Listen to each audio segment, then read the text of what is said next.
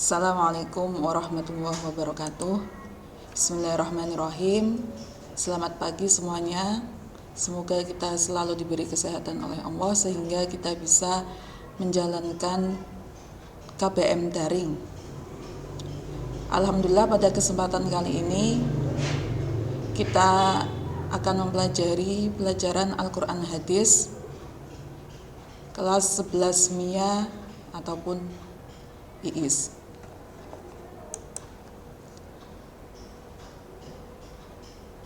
Pada kesempatan kali ini kita akan mempelajari bab 1, yaitu hakikat penciptaan manusia.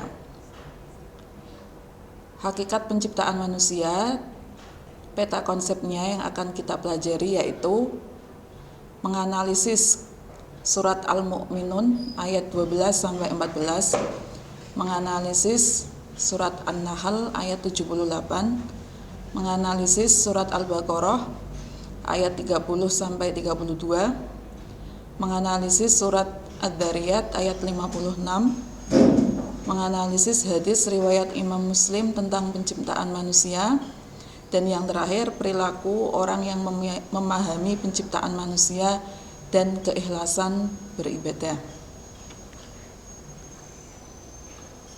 Yang pertama yaitu surat Al-Mu'minun ayat 12 sampai ayat 14. Sebelum kita memahami lebih mendalam tentang kandungan surat Al-Mu'minun ayat 12 sampai 14, mari kita baca dengan baik dan benar teks ayatnya dan terjemahannya. A'udzu billahi minasyaitonir rajim. Bismillahirrahmanirrahim. Walaqad khalaqnal insana min sulalatin min tin thumma ja'alnahu nutfatan fi qararin makin thumma khalaqnan nutfata 'alaqatan fa khalaqnal 'alaqata mudghatan fa khalaqnal mudghata 'idhaman فكسونا العظام لحما ثم أنشأناه خلقا آخر فتبارك الله أحسن الخالقين. Artinya, dan sungguh kami telah menciptakan manusia dari saripati berasal dari tanah. Kemudian kami menjadikannya air mani yang disimpan dalam tempat yang kokoh, yaitu rahim. Kemudian air mani itu kami jadikan sesuatu yang melekat. Lalu sesuatu yang melekat itu kami jadikan segumpal daging. Dan segumpal daging itu kami jadikan tulang belulang. Lalu tulang belulang itu kami bungkus dengan daging. Kemudian kami menjadikannya makhluk yang berbentuk lain. Maha suci Allah pencipta yang paling baik. GS Al-Mu'minun ayat 12 sampai ayat 14. Untuk kosakatanya bisa dilihat di dalam tabel. Selanjutnya yaitu isi kandungan pada ayat 12. Dijelaskan bahwa manusia diciptakan dari saripati yang berasal dari tanah. Kemudian ayat 13, bahwa dengan kekuasaan Allah, saripati yang berasal dari tanah tersebut dijadikan menjadi nutfah atau air mani.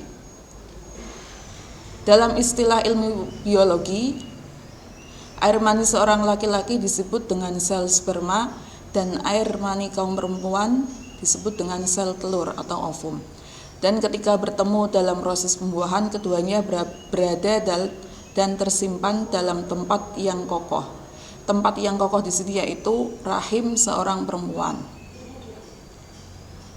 Selanjutnya pada ayat 14 dijelaskan bahwa ketika telah berada dalam rahim seorang perempuan dalam waktu tertentu yaitu 40 hari, nutfah tersebut berkembang menjadi alaqah. Nutfah yaitu air mani tadi menjadi alaqah atau segumpal darah. Kemudian dalam kurun waktu tertentu pula yaitu 40 hari, alaqah tersebut berubah menjadi mudghah, yaitu segumpal daging. Lalu selama kurun waktu 40 hari, mudghah tersebut berubah menjadi tulang belulang yang terbungkus daging dan akhirnya tumbuh dan berkembang menjadi anak manusia. Sebagaimana telah disebutkan juga dalam ayat tersebut, kemudian kami menjadikan dia makhluk yang berbentuk lain. Itulah isi kandungan dari surat Al-Mu'minun ayat 12 sampai ayat 14. Selanjutnya yaitu surat An-Nahl ayat 78. Mari kita baca bersama-sama. A'udzu billahi minasyaitonir rajim. Bismillahirrahmanirrahim.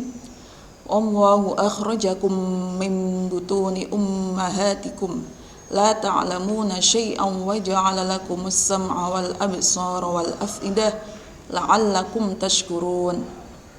Artinya, dan Allah mengeluarkan kamu dari perut ibumu dalam keadaan tidak mengetahui sesuatu apapun. Dan Dia memberimu pendengaran, penglihatan, dan hati nurani agar kamu bersyukur. QS An-Nahl ayat 78. Isi kandungan ayat 78 surat An-Nahl masih ada kaitannya dengan surat Al-Mu'minun ayat 12 sampai ayat 14. Pada ayat ini Allah menegaskan bahwa ketika seorang anak manusia dilahirkan ke dunia, dia tidak tahu apa-apa.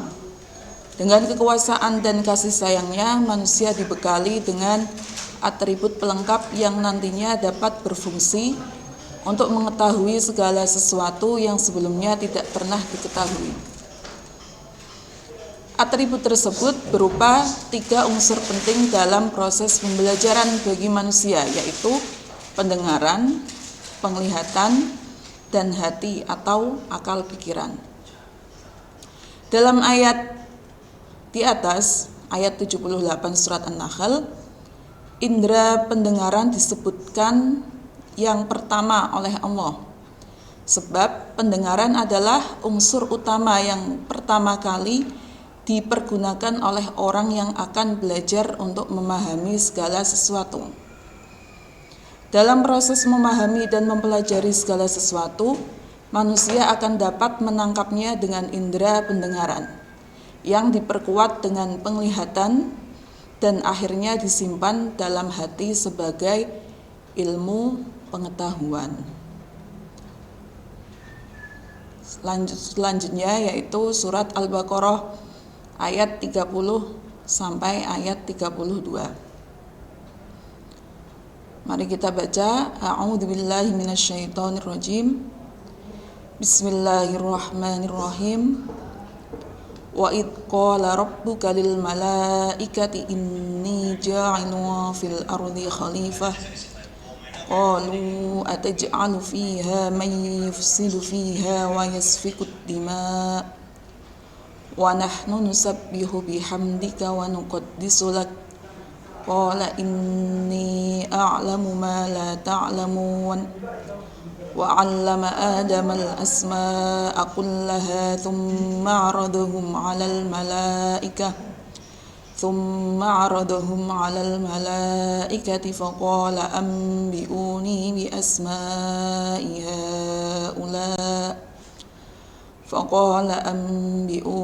asma'i ha'ula'i in kuntum shadiqin.